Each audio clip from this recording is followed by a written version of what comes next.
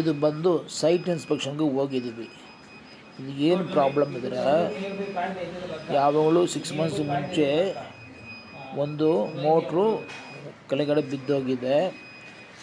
ಅದು ಯಾರು ಹೇಳಿಲ್ಲ. ಪಾರ್ಟಿ ಸ್ಕ್ಯಾನಿಂಗ್ ಮಾಡಿ ಫೈಂಡ್ ಔಟ್ ಮಾಡಿದ್ದಾರೆ.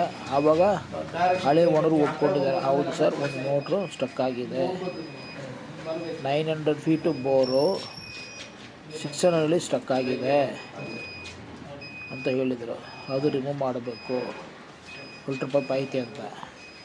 ನನ್ನ ಐಡಿಯಾ ಏನಿದ್ರೆ ಫಸ್ಟು ಅದರಲ್ಲಿ ನೀರು ಎಷ್ಟು ಫೀಟಿಗೆ ಬರ್ತಾಯಿದೆ ಅಂತ ಫೈಂಡ್ ಔಟ್ ಮಾಡಬೇಕು.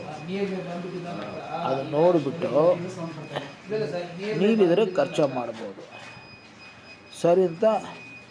ಇದು ಒಂದು ಸ್ಕ್ಯಾನಿಂಗು ಮೇಲೆಗಡೆ ಇಟ್ಟರೆ ಸ್ಕ್ಯಾನಿಂಗ್ ಆಗಿಬಿಡುತ್ತೆ. ಅದನ್ನೆಲ್ಲಿ ಚೆಕ್ ಮಾಡಿದ್ದೀವಿ. 8% ಏನಿದೆಯೋ ಅದೇ ಒಳ್ಳೆಯದು. 8% ಮೇಲೆಗಡೆ ನೀರು ಬರ್ತಾಯಿದೆ. ಎಲ್ಲಿ ಸ್ಟಕ್ ಆಗಿ ಕೆಳಗಡೆ ಐತೇನೋ ಆ ಡೆಪ್ತ್ನಲ್ಲಿ ನೀರು ಇಲ್ಲ, ಸೋರ್ಸ್ ಇಲ್ಲ. ಅದು ಫೈಂಡ್ ಔಟ್ ಮಾಡಿ ಕೊಟ್ಟಿದ್ದೀವಿ. ಸೊ ಇಂಥ ಡೀಟೇಲ್ಸ್ ಎಲ್ಲರಿಗೂ ಕೊಟ್ಟರೆ ಒಳ್ಳೆಯದು. ಇದು ಫಸ್ಟ್ ಟೈಮ್ ನೋಡೋಕೆ ನಮ್ಮ ಚಾನಲ್ ಸಬ್ಸ್ಕ್ರೈಬ್ ಮಾಡಿ. ಆಲ್ರೆಡಿ ಸಬ್ಸ್ಕ್ರೈಬ್ ಮಾಡಿಬಿಟ್ಟಿದ್ದು ಬೇರೆಯವ್ರಿಗೆ ಶೇರ್ ಮಾಡಿ, ಎಲ್ಲ ಒಳ್ಳೆಯದು ಆಗುತ್ತೆ.